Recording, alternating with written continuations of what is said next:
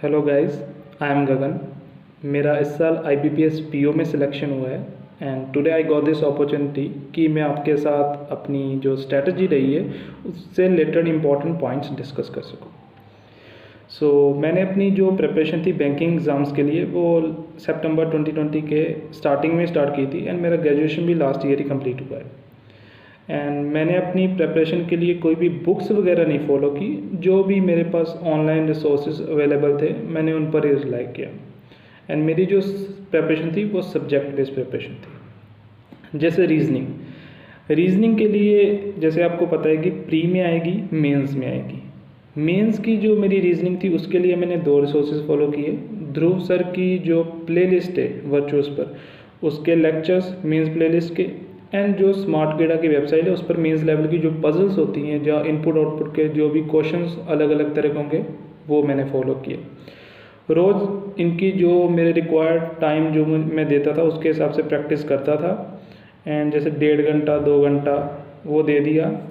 And question solve करने के बाद अप्रोच ज़रूर देखता था कि मेरी अप्रोच क्या है, सोल्यूशंस की अप्रोच क्या है, जो कि वो मेरे माइंड में सेट हो जाए एक बार रिकॉल करने से। अगर नेक्स्ट आगे प्रैक्टिस सेशन में कोई भी ऐसा क्वेश्चन आए तो मुझे ईजिली रिकॉल कर पाऊँ। प्री के लिए मैंने सिर्फ क्विज़ेस लगाए क्योंकि मुझे लगता था कि मेरे बेसिक्स ठीक हैं, मैं क्वेश्चन कर पा रहा हूँ तो मुझे ज़्यादा बेसिक्स पढ़ने की ज़रूरत नहीं है, तो फिर मैं क्विज़ेस ही लगाता था। अगर आपको लगता है कि आपको बेसिक स्ट्रॉन्ग करने की ज़रूरत है तो आप अपने हिसाब से देख सकते हैं कि अगर आपको सुनने से ईजिली चीज़ें ग्रैब होती हैं तो आप ध्रुव सर के जो प्लेलिस्ट है प्री लेवल की उसको फॉलो कर सकते हैं। अगर आपको रीड करने से ईजिली ग्रैब होती हैं चीज़ें तो आप कोई बुक अपने हिसाब से देख सकते हैं, उसको फॉलो कर लीजिए। क्वांट के लिए क्या होता है कि वो भी मेरी लगभग सिमिलर स्ट्रेटजी थी। सिंह सर की मेंस प्लेलिस्ट, सिंह सर की प्री प्लेलिस्ट एंड जो भी मेरे पास फ्री के क्विजेस अवेलेबल होते थे उसको लगाता था। जो मैंने क्वांट में ज़्यादा फोकस किया चीज़ पर वो किया DI पर। DI पर आपको फोकस इसलिए करना है क्योंकि प्री में भी मेंस में भी इसके लिए जो मार्क्स का प्रोपोर्शन होता है वो काफ़ी ज़्यादा होता है, तो आप इसको लाइटली ले नहीं सकते। तो आपको 2 DI प्री लेवल की, 2 DI मेंस लेवल की एटलीस्ट लगानी ही है डेली। इससे आपकी अंडरस्टैंडिंग डेवलप होगी। एंड प्री के लिए आपको सिंप्लीफिकेशन, अप्रोक्सीमेशन नंबर सीरीज या क्वाड्रेटिक जो फ्री के नंबर है आपको इनको छोड़ना नहीं है, इनकी भी क्विजेस आपको रोज़ लगाना ही है। ये आपकी स्पीड इंप्रूव करेंगे, आपकी अंडरस्टैंडिंग डेवलप करेंगे, तो आराम से आप क्वांट में अच्छा स्कोर कर सकते हैं। नेक्स्ट इंपॉर्टेंट स्टेप जो है वो है इंग्लिश में आपको क्या करना है कि आपको ग्रामर पर ज़्यादा फोकस नहीं करना, आपको अपने कॉम्प्रिहेंशन स्किल और वोकेबलरी पर ज़्यादा फोकस करना है। क्योंकि मेरा मानना है कि प्री और मेंस में जो बैंकिंग एग्जाम्स में होता है इसमें ज़्यादा जो मार्क्स होते हैं वो आपके कॉम्प्रिहेंशन और वोकेबलरी स्किल्स पर होते हैं। अगर आपके ये 2 स्किल्स अच्छे हैं तो आप 20 से 25 मार्क्स आराम से स्कोर कर सकते हैं। एंड बिलीव मी कि ये बात बिल्कुल सच है। आपको थोड़ा टाइम देना है चीज़ को, 1-1.5 महीना दीजिए एंड यू विल सी कि आप उतने मार्क्स आराम से ग्रैब कर पा रहे हो। चीज़ को टाइम दीजिए। एडिटोरियल्स पढ़िए। एडिटोरियल्स पढ़ने से फ़ायदा क्या होगा, आपकी वोकेबलरी बिल्ड होगी, ओपिनियन बिल्ड होगा, कॉम्प्रिहेंशन स्किल्स बिल्ड होंगे, जो कि आपके प्री मेंस में हेल्प करेंगे। ओपिनियन और वर्ड्स आपके डिस्क्रिप्टिव में हेल्प करेंगे। न्यूज़ जो है जो आपकी इंटरव्यू में हेल्प करेगी। तो आप प्लीज़ न्यूज़पेपर को लाइटली मत लीजिए। न्यूज़पेपर का जो एडिटोरियल है बिजनेस पेज, तो आप ट्राई करिए कि रोज़ पढ़ ही लीजिए। नेक्स्ट जो इम्पोर्टेंट सब्जेक्ट आता है वो है GA, general awareness, banking awareness आप धीरे धीरे पढ़िए, क्योंकि आपके पास अभी सफिशेंट टाइम है। आप आराम से धीरे धीरे पढ़िए, वो आपकी मेंस में भी हेल्प करेगी, इंटरव्यू में भी हेल्प करेगी। एंड जो GA के लिए आप कोई भी रिसोर्स फॉलो कर सकते हैं। जैसे कई बच्चे AffairsCloud का करते हैं, तो आप अगर AffairsCloud पढ़ रहे हो तो आप आराम से उसको ही पढ़िए, कहीं और ना भटकिए। सिर्फ एक, उससे बहुत सारे क्वेश्चन आपके एग्ज़ाम में आ जाएंगे। अगर आप पढ़ रहे हो, जैसे मैंने आशीष गौतम सर को फॉलो किया था W47 पे, एंड उनका भी कंटेंट बहुत सही है।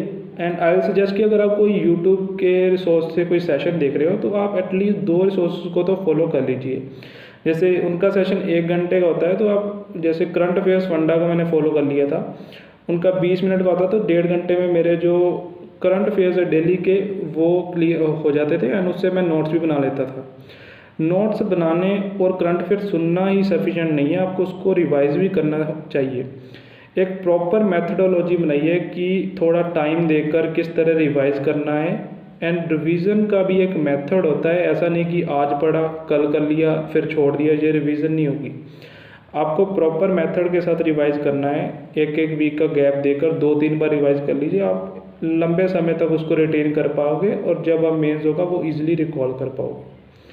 एंड डेस्क्रिप्टिव के लिए वही चीज़ मैं दोबारा कहूँगा कि जैसे आपने डेस्क्रिप्टिव के लिए न्यूज़पेपर पढ़ा था, वो आपको बहुत हेल्प करेगा। मैंने डिस्क्रिप्टिव की ज़्यादा तैयारी नहीं की थी, मेरे 17 मार्क्स फिर भी आ गए थे क्योंकि मुझे लगता था कि मैं इजीली लिख पाऊँगा। 2-3 मार्क्स मैं मानता हूँ कि मेरे इसलिए कम हो गए क्योंकि मैं वर्ड्स ऐसे में पूरे नहीं लिख पाया। 250 की डिमांड थी, 230 वर्ड्स तक मैं लिख पाया था। सो मेरे भी ग्रामेटिकल स्किल्स बहुत ज़्यादा अच्छे नहीं थे, ठीक थे, सफिशेंट थे, जितने रिक्वायर्ड है वो थे मेरे पास। सो आई विल सजेस्ट कि आप फॉर्मेट पे, वर्ड्स पे सिंपल वर्ड यूज़ कीजिए। टाइपिंग अगर आप वर्ड्स पूरे टाइप करो, वर्ड्स आप पूरे टाइम कर पाओ टाइम में, इस पर ध्यान दीजिए। ये चीज़ कर ली तो आप आराम से 17, 18, 19 मार्क्स डिस्क्रिप्टिव में स्कोर कर सकते हो। एंड फाइनली इंटरव्यू के लिए प्रिपरेशन आप शुरू से ही करिए, मतलब अपनी बॉडी लैंग्वेज, आपके कॉन्फिडेंस, आपकी जो वहाँ पर पेशेंस बहुत रखनी जरूरी है। इंटरव्यू आप पेशेंस कई लोग खो देते हैं उस चीज़ पर। अपने जो एरिया के बारे में थोड़ी थोड़ी नॉलेज इकट्ठी करनी अभी से शुरू कर दीजिए, मतलब ज़्यादा नहीं देना, जो भी नॉर्मल सा अभी से शुरू कर दीजिए। जो चीज़ें एक दिन में डेवलप नहीं होगी, ये चीज़ें टाइम मांगती हैं। सो लॉन्ग टर्म में ये चीज़ें इफेक्ट करेंगी। एंड थोड़ा सोशल भी होना ज़रूरी है, ये नहीं कि 12-12, 13-13 घंटे पढ़े जाना। अगर आपके पास सफिशिएंट टाइम है, थोड़ा सोशल भी होइए, उन लोगों से मिलिए जो आपको मोटिवेट करते हैं, क्योंकि इसमें प्रेपरेशन में ऐसे फेस भी आएंगे जब आपका मोराल बहुत डाउन होगा, तो आपको ऐसे लोगों की ज़रूरत बहुत पड़ने वाली है। एंड एक बात लास्ट में मैं कहना चाहूँगा कि सिर्फ पढ़िए मत, आपको अपनी वीकनेसेस को भी आइडेंटिफाई करना है। मॉक्स भी बहुत ज़रूरी है। मॉक्स आई विल सजेस्ट कि आप स्मार्ट कीड़ा का मॉक्स ले सकते हो, प्रैक्टिस मॉक का। मैंने टेक्स्ट बुक का लिया था पर वो मुझे इतना फ़ायदेमंद लगा नहीं। सो स्मार्ट कीड़ा, ग्रेड अप, प्रैक्टिस मॉक, जो भी आपको अच्छा लगे आप वो ले सकते हो। एटलीस्ट 2 टेस्ट सीरीज़ ले लीजिए, आपके पास सफिशिएंट मॉक्स होंगे। तो वहाँ से आपको अपनी वीकनेसेस को आइडेंटिफाई करिए, वो आपकी स्पीड बूस्टअप करने में भी हेल्प करेगा। एंड मेंस का मॉक हफ्ते में अगर आप 1 लगा सको तो will be well and good. So this was all about जो मैंने चीज़ें फॉलो की थी, जो कि मैं आपको भी एडवाइस करूँगा कि आप इसको ब्लाइंडली मत फॉलो कीजिएगा। जो चीज़ें आपको अच्छी लगे वो आप पिकअप कर सकते हैं एंड अपनी स्ट्रेटजी फॉर्मुलेट कर सकते हैं। एंड आई होप कि आप अपनी स्ट्रेटजी अच्छे से बनाएं एंड कमिंग एग्जाम में विद फ्लाइंग कलर्स आप सक्सेस हासिल करें। And wish you best of luck.